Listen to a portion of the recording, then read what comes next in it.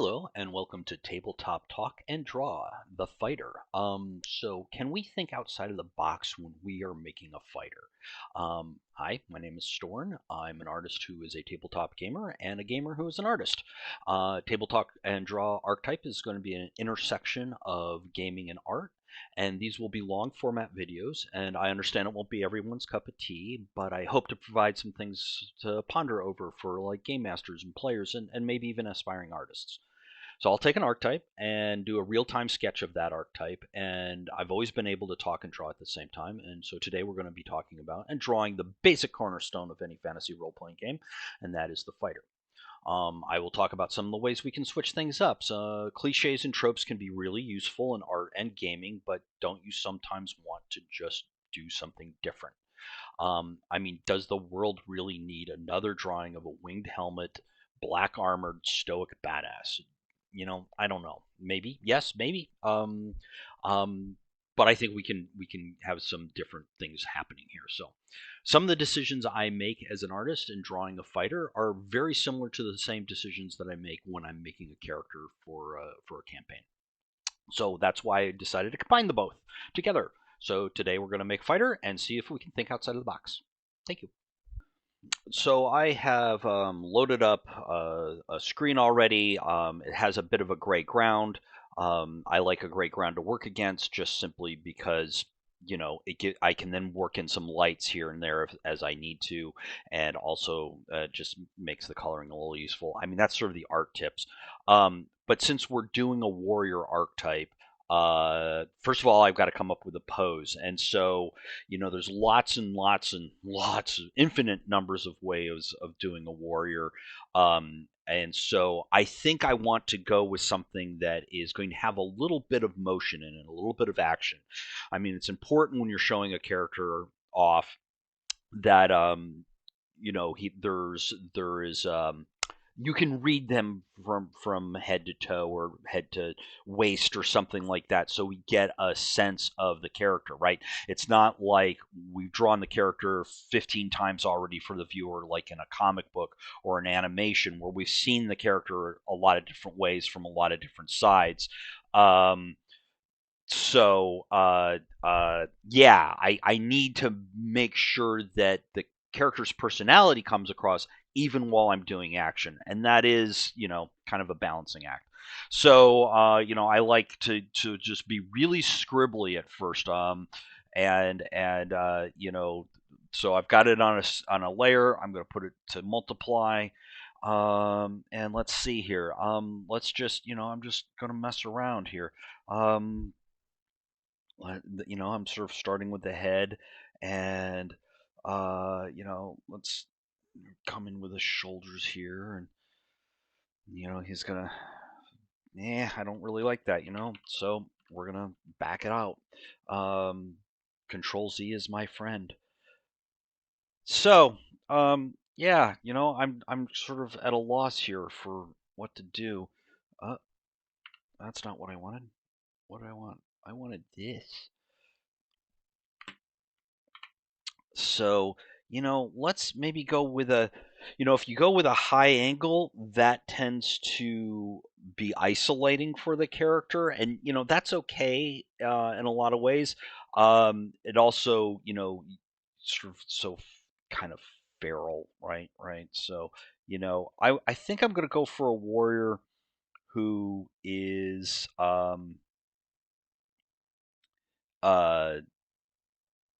yeah. Um,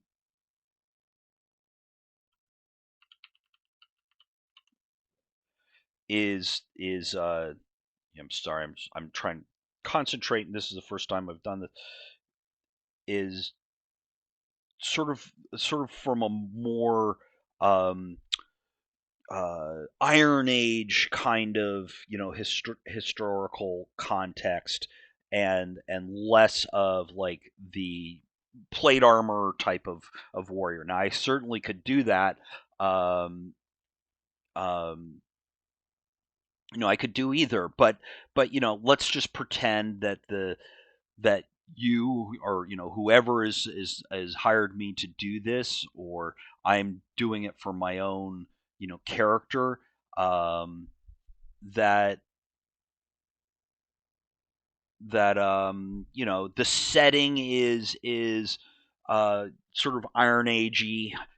I'm thinking, like I've played a game called Ironsworn, which I highly recommend, by the way. That's a really, really good um, a game, which is sort of a little bit of a powered by the apocalypse game, but it is because it has like sort of full success, partial success, and failure built into every die roll, and that I think is a wonderful way of of gaming because um, it's a great way for the player and the GMs or the players and the GM to know that this is a yes but situation. This is a full success. This is just a you didn't succeed, and that's cool. So do we want to give him an axe? Do we want to give him a mace? I want to move him down a little bit because sometimes I don't like where I've placed him. And, one of the advantages of working on digital, excuse me, is that you get to do stuff like this very, very quickly. Whereas if I misdraw it on a page, um, yeah, I have to kind of, either erase or start over. Uh, for some reason, that was taking a really long time. I like to work at a very high DPI. I do 600 DPI, which is a lot of people work at 300. But you just never know if your artwork needs to get blown up, made larger. And yeah, I think I'm gonna go with a mace here, just because that's kind of a different, unusual weapon.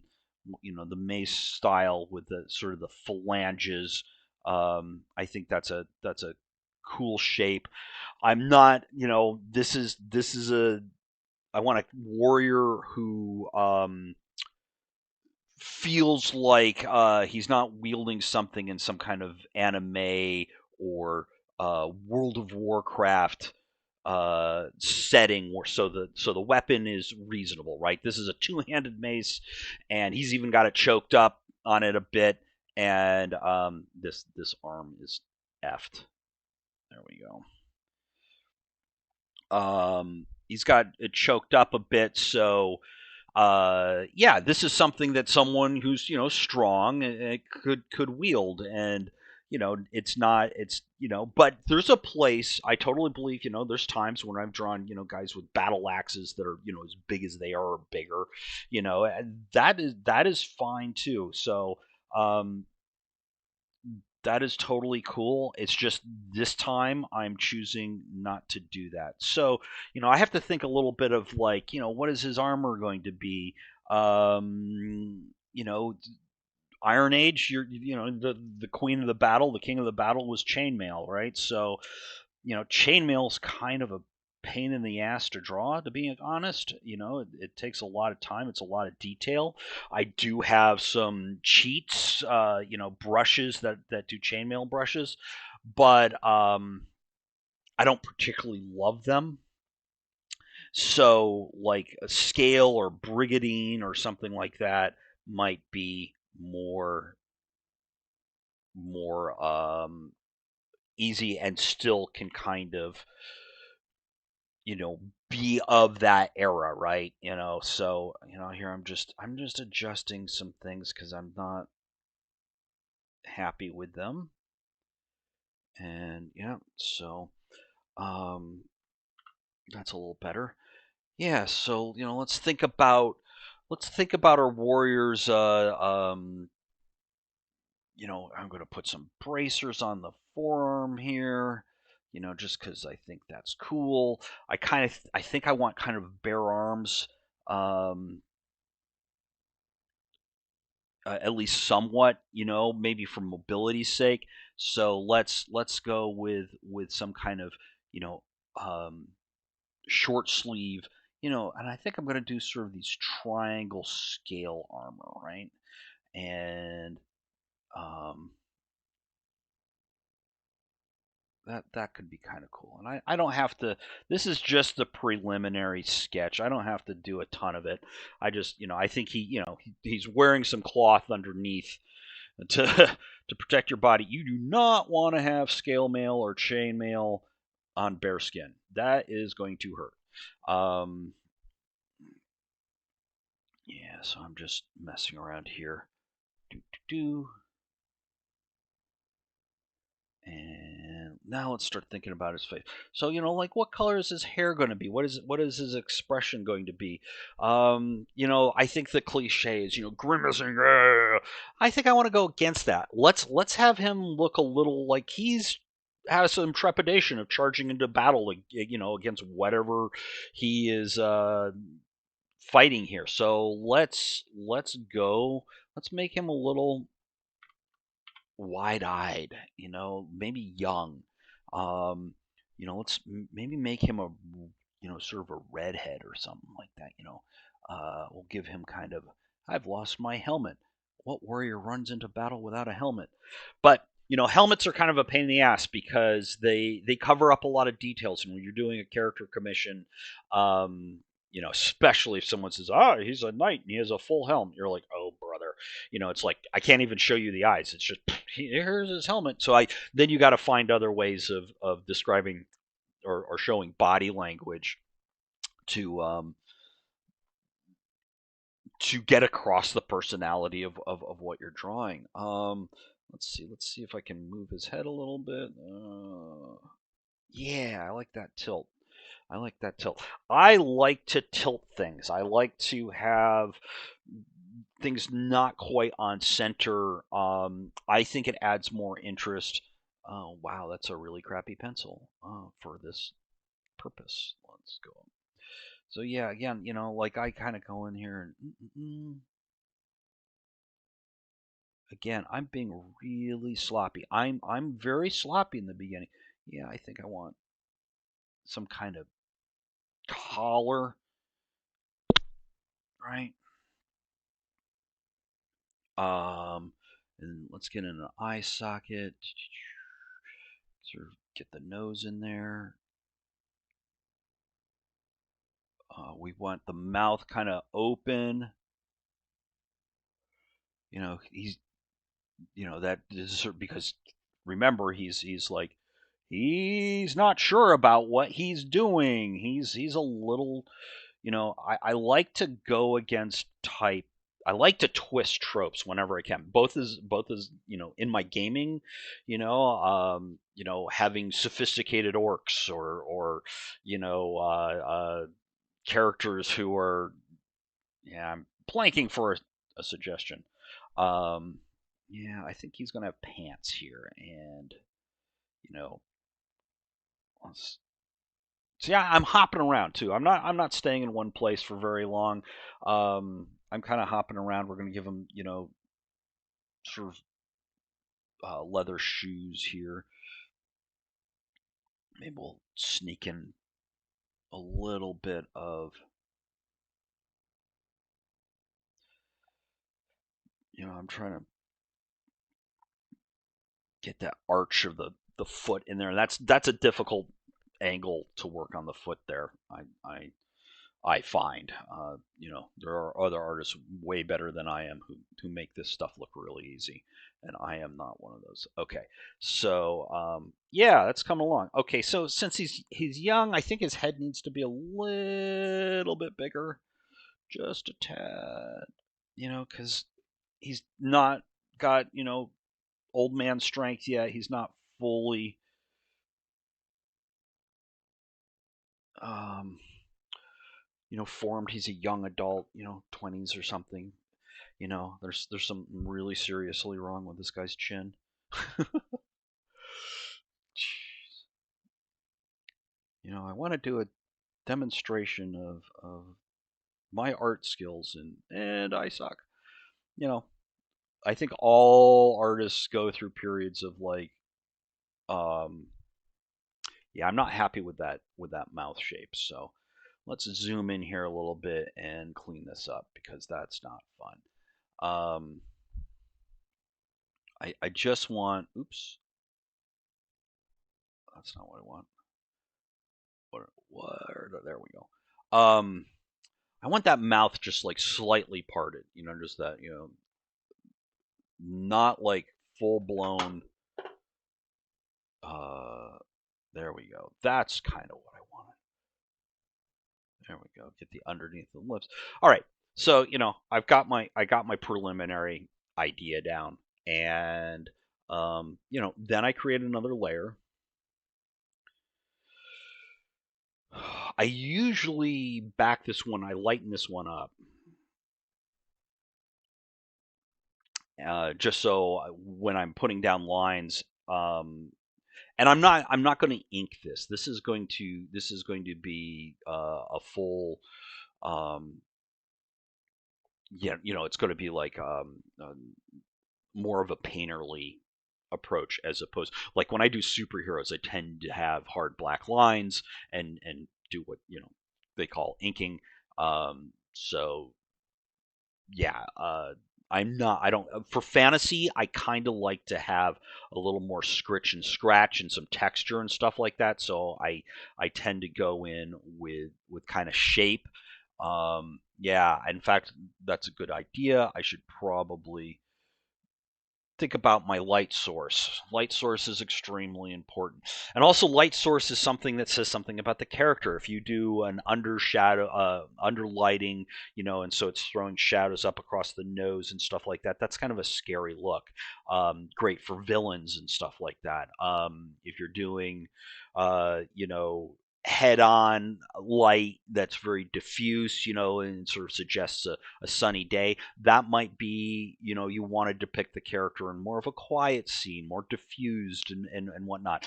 But generally, this is action, this is heroic fiction. We kind of want the dramatic stuff. So yeah, let's lay in some shadow here. So I think the light sources. I'll just ls light source going this way. I can always get rid of that anytime I want. So,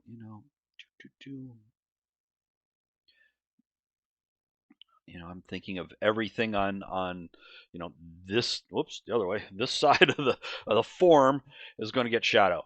So let's see. I'm just throwing this in quick. I don't need to be super clean about it. Underneath the chin, there's going to be a little shadow. That collar is going to throw a little shadow up. The forming of the the deltoid and the bicep and stuff like that. That's going to get some shadow. Get some shadow in here. I want to kind of keep that. This. You know. Yeah. That. I don't like that.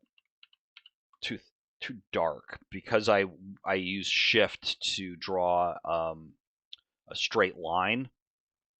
It does it at maximum, and I have most of my brushes set an opacity that's a little less than 100%, because I like to layer and overlap and yeah. So that's just me.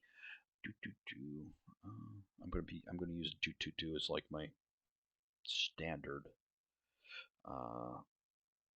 Okay. Down here under the rib cage should be really dark. You know what I'm thinking? I'm thinking his torso is a little long for the angle that he is moving at. So I'm going to go back to the other layer. I'm going to select his legs. Oops, I missed a little spot there. And I'm going to manipulate that around a little bit. Yeah.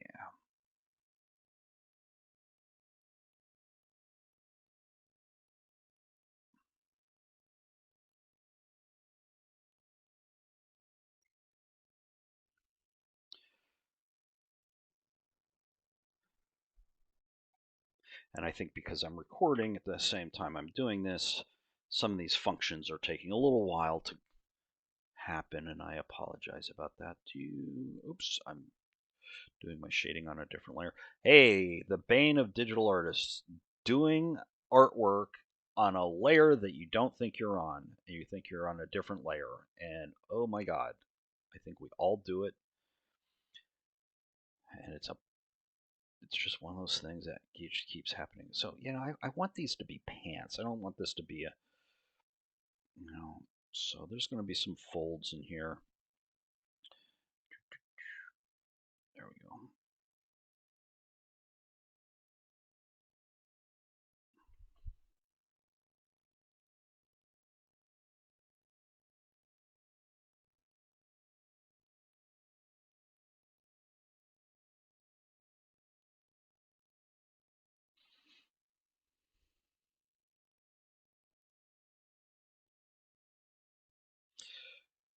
When you're drawing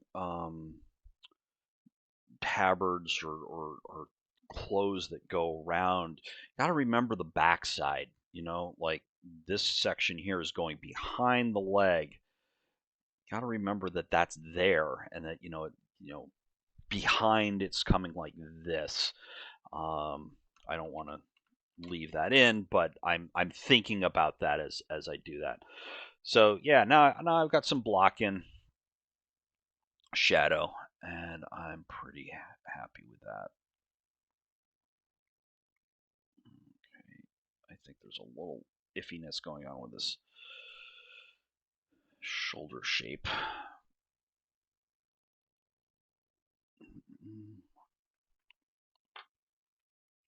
So now we start to define this a little bit more. I tend to, zoom in here at now.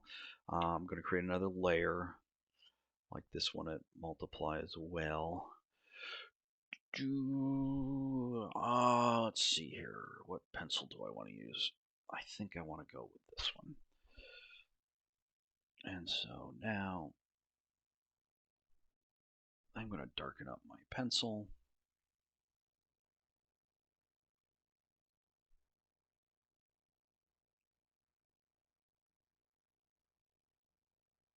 You know what? Let's go with.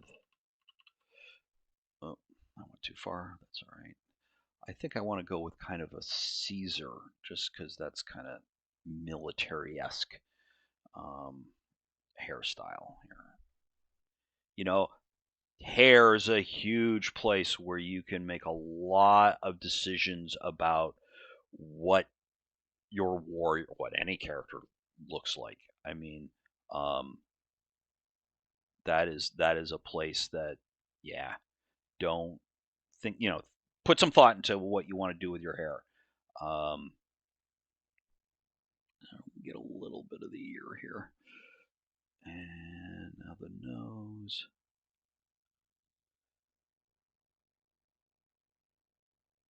I don't want it to be a broken nose.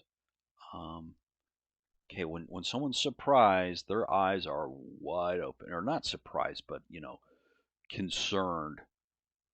And he's a young guy. He hasn't stared into a sun a zillion times. So, and then the pupils are really, yeah. There we go. You're not going to see. You're going to see whites around the pupils. It's not going to be a squint.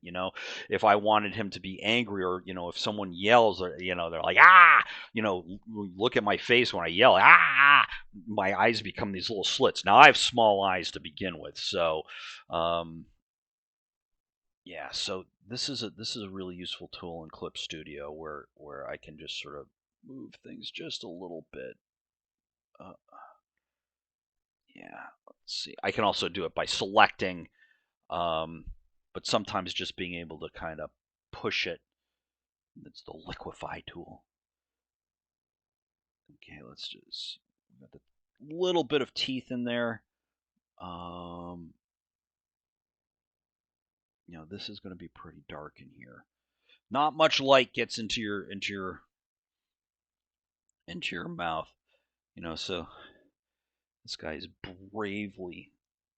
And I tend to start with the face. Not always, but most of the time, I would say probably 90% of the time, I'm starting with the face, because that is where, you know, when people psychologically look at other people, they go to the face, to the eyes, and to the hands. Um, those are the three focal points. Face, eyes, hands are the three focal points that everybody sees. You can recognize that that is a person at, like, you know several football fields away if you can see their face. Like, just because the structure of the eyes, we're wired that way. So that is the spot that I probably tend to spend the most time with, and yeah. So, anyways, and it's important because your face is going to say a lot about your character, and even if you're describing your character, you don't have an image of your character. Um, you can still describe them as, very wide-eyed, innocent, brave to the point of foolishness, but isn't sure of what he's doing. He's doing the best he can. I want a little bit of, one of these sort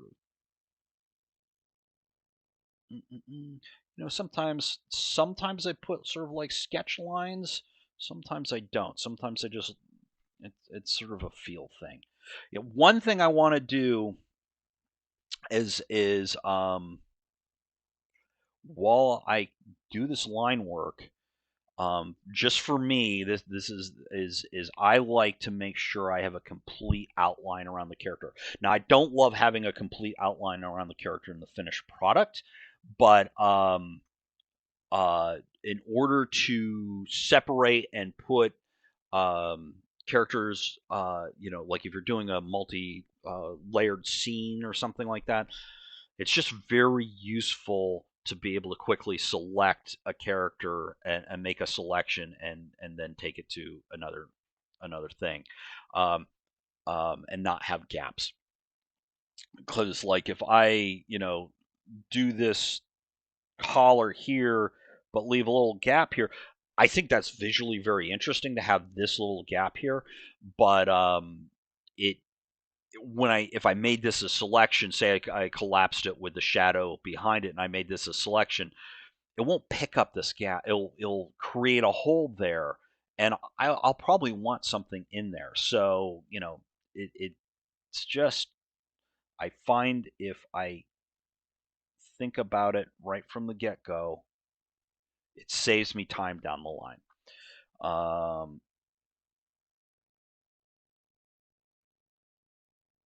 I am not happy about this chest. What is happening here?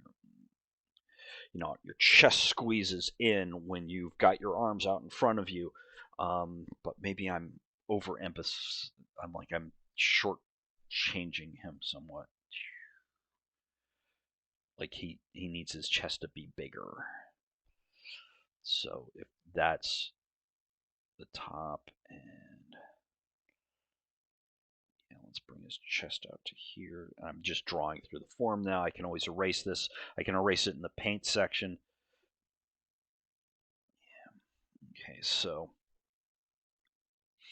you often hear art teachers saying drawing through is very important. Um, so let's see here.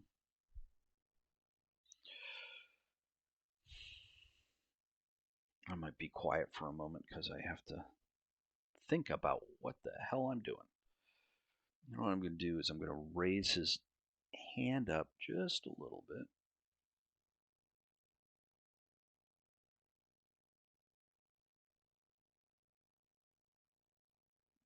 Giving him some big fat sausage fingers. He's a farm boy turned warrior.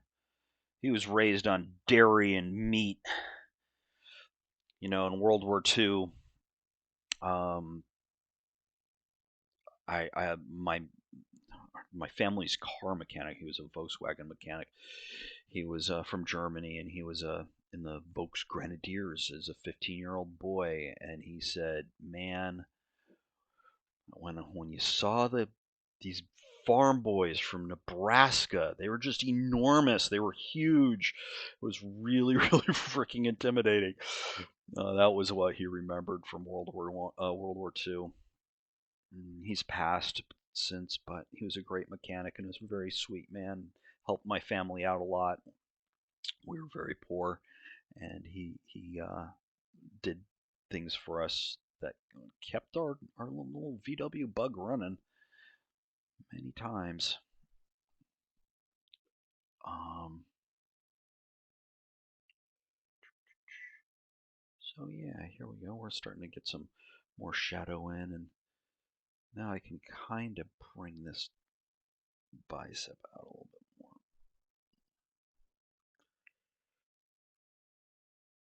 And I'm trying. Yeah, so right now I'm kind of concentrating. I might speed up this part of the video so you guys don't have to watch me fumble around as much, because I'm not talking as much theory as I am talking about trying to get this done. Get this to something that is halfway acceptable.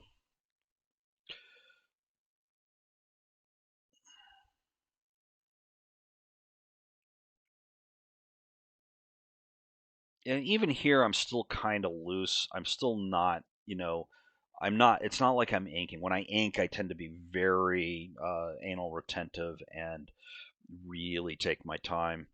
Um, One trick I like is you're not going to be able to see this on my screen. I'll hold it up. I've got a ruler. It's plastic, so I can just slap it right against my screen and draw straight lines. And the advantage of this is it keeps the opacity of my brush, and I can do a thick to thin line, because when you do thick to thin like that, that creates interest for the eye, right? And then I can always come back and kind of thicken things up, or take them down, or whatever works. I'm trying to create an interesting pommel. There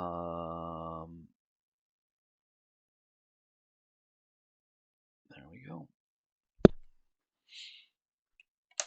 going to use my ruler again. I'm moving my whole monitor at the moment. Yeah, I'm really high tech. My monitor is sitting on two 2x4s. They're short. They're 24 inches long, which is about the length of the monitor, and they're not.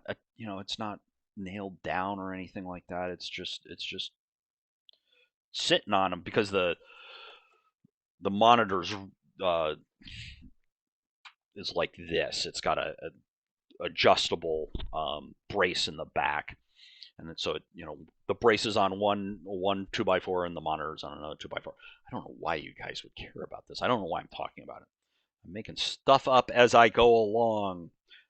The joy of, and I just lost my stylus. Ah, here it is, and we don't need that. Hit a key by accident. That was fun. Hit a key, lost my brush. Awesome. It's so much fun being an artist. Mm-mm-mm.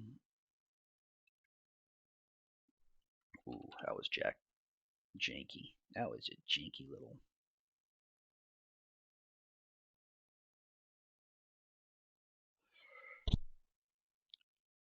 This guy's got some really thick ass wrists.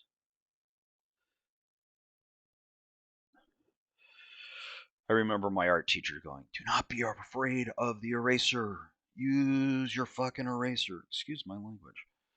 Um, yeah, this video will not be for children. There we go. Now we're starting to cook with some. Yeah, I want.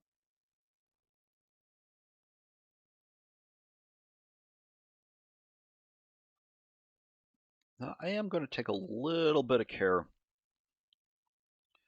with moving the scales in space, and like the scale armor. Scales are going to kind of shift as they move around the form. Um,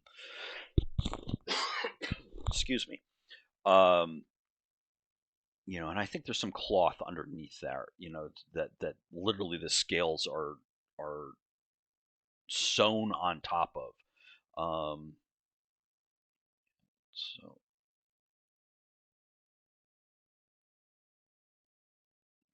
get just a little shadow in there. So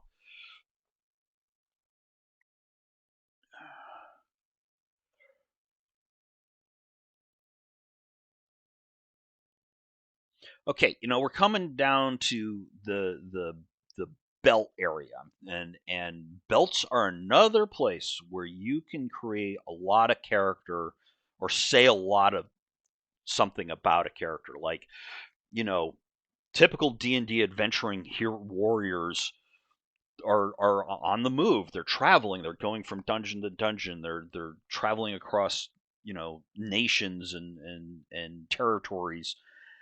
So they're going to have bedrolls and an extra cloak and all this stuff. And so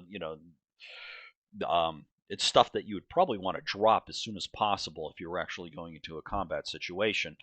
And it's not always appropriate, you know, to show that or to describe that in the game. If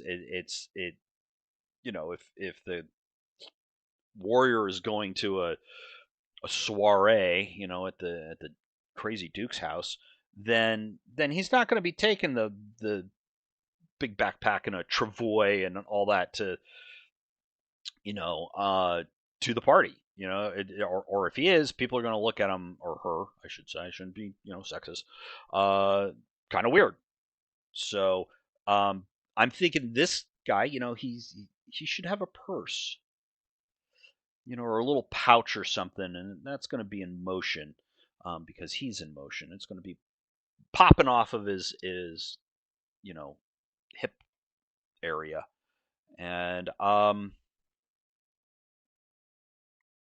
you know most people had who were traveling around a lot had a knife, uh, or a dagger or something like that. So again, I'm gonna kind of have that in motion as well.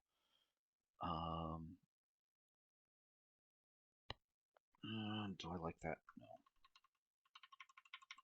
Let's erase that. Yeah, I'm gonna just suggest it behind. Yeah, it's just kind of a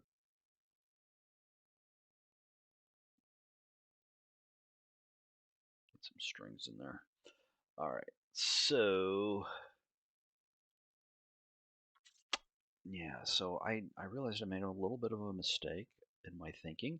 So I had this section being scale, but that is actually the tunic that covers up the scale. So that's going to be cloth. We'll get some folds in here, and I'm just kind of dashing shit in. Do do do. And then this section is going to be the scale.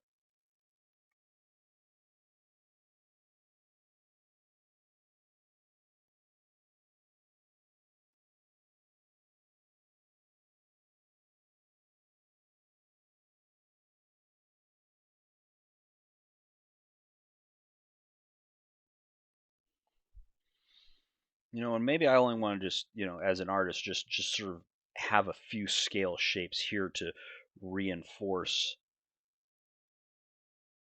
what this all means, visually. Um, or I might, really just lay them all in.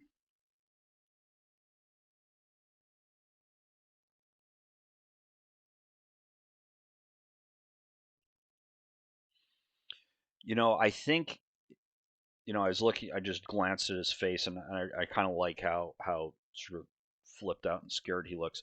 I got to raise that eyebrow though. This eyebrow right here. And I think it brings up an interesting discussion about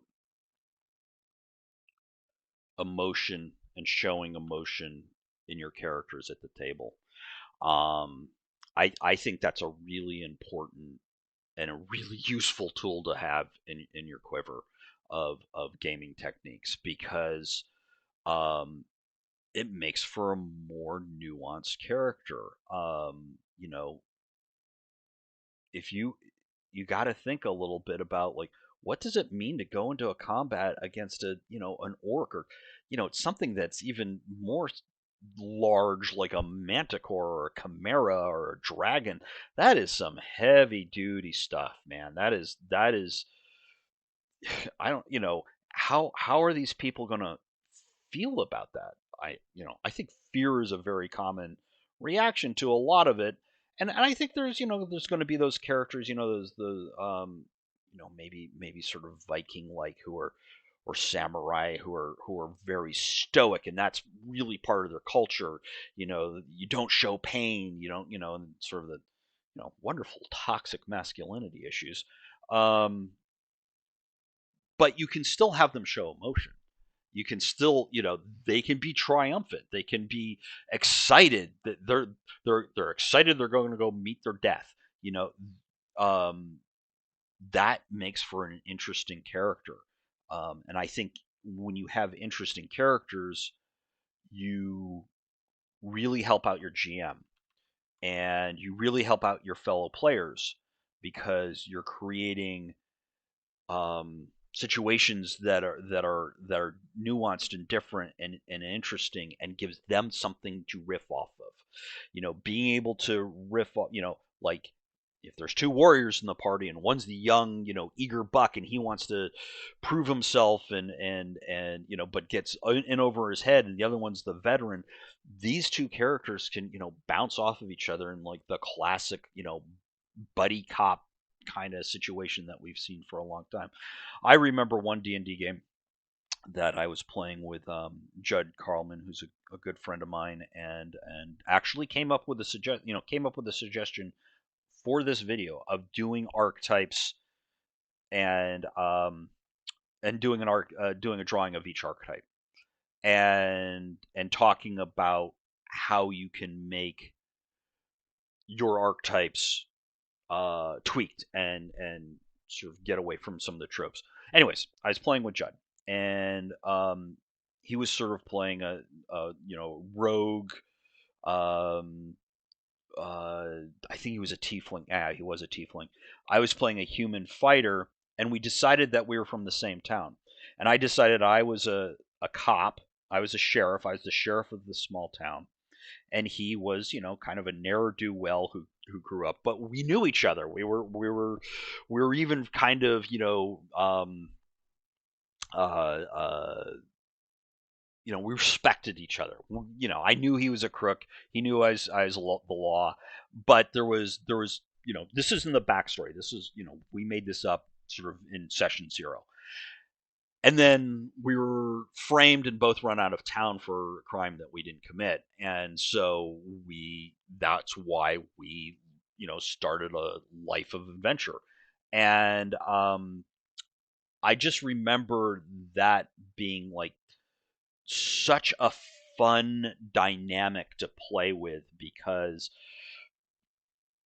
there was such mutual respect and love for each other and much similar to what Judd and I actually have for each other in real life and that was we were able to kind of channel that and just very different characters in the way they were built in the way they went about things but there was that classic good cop or not not good cop bad cop but classic sort of buddy cop dynamic going on that was just a total hoot. I just really enjoyed that, and yeah, so that is cool. Okay, so there you go. There's a character here that is building. He's a warrior, but he's not. I hope I keep pushing my monitor back. I keep shoving it back, and it's getting farther and farther away from me. I keep going out of frame too. I see in the little thing. I hope that he's not a cliche. I hope there's I presented something that is a little different. I think I have. Let me know in comments and stuff like that if I have, and or if you think I've failed, that's fine too. I can. I'm a big boy. I can take a critique. I have a I went to art school. Critiques are a gift. They really are. You cared enough to take out your time from your day to try to make me a better artist or a better person. That's a wonderful gift. And when I was, before I went to art school, I was insecure about my art. I think most of us are, and I am still insecure about my art. But I learned to accept critique, and I when I realized that it was a gift, it totally changed my reaction to getting a critique. And sometimes I get critiques, and I'm like, yeah, that's valid, that's totally valid. And sometimes I get critiques, and I'm going like, yeah, I see what you're saying, but I don't agree, or I don't want to change the artwork to reflect that critique. You know, I think it's, but I always give it weight. I always want to say, thank you for doing that. Thank you for you know, taking the time out of your day to. Oops, I really messed that up here. I gotta get in there. Zoom, zoom, zoom. I just think this eye's a little high. There we go. Yeah. As my painting teacher said, painting is the constant renegotiation of line. Um. So, anyways, there you go. There you got it. I'm not completely happy with this hand. I might do another time lapse of video where I take this to color if that is interesting, because I think the colors a character wears is really indicative of their personality, or should be, or can be counter. Like I was watching Sandman the other day, and the first time we see Lucifer, they're all in white, and this is supposed to be the evil, heavy, bad character, and they're all in this angelic white, and of course Lucifer is a fallen angel. That choice said something about the character. And so when we're presenting an image, or you're describing your character at the table, the color choices are important. So maybe I'll do another video if people are interested, and I'll colorize this one. Anyways, so there's my quick little sketch for a warrior, and stay tuned for be on the lookout for more videos if you guys like these. I hope these take off. I love drawing and talking at the same time, as you probably can tell. It becomes sort of performance art for me. I have always been pretty good about it. I love drawing in coffee shops. I love drawing with other artists in coffee shops, and I get surprising amounts of work done when I do that. Partly because I'm not sweating the details, I'm not sweating the little stuff. I'm just laying stuff down and you know getting stuff done, and that's really cool. I'm still not happy with this bicep. I'm gonna tuck it up here. We're just gonna tuck it into the. Yeah, that's better. It's gonna be really tight there. Okay. So, anyways, have a good one. Keep on keeping on, and I'll try to stop this video. Stop the video. Stop it. Stop it. So, folks, is this something you'd like to see more of? Tackle other archetypes like the cleric, the wizard, the tiefling sorcerer, the halfling bard, maybe even expand it to superheroes, the brick, the energy projector, the speedster. What would you like to see me tackle next? Let me know in the comments below, and let me know how you folks tweak cliches and tropes for fighters. I think that would be interesting and be fun to share for everybody. And please consider subscribing and liking and all the stuff that makes YouTube happy. It helps me out. Links to my art and some swag. And if you're in need of fantasy, sci-fi, superhero art, clip art, that will be in the link down below as well. Thanks for tuning in, and keep on keeping on.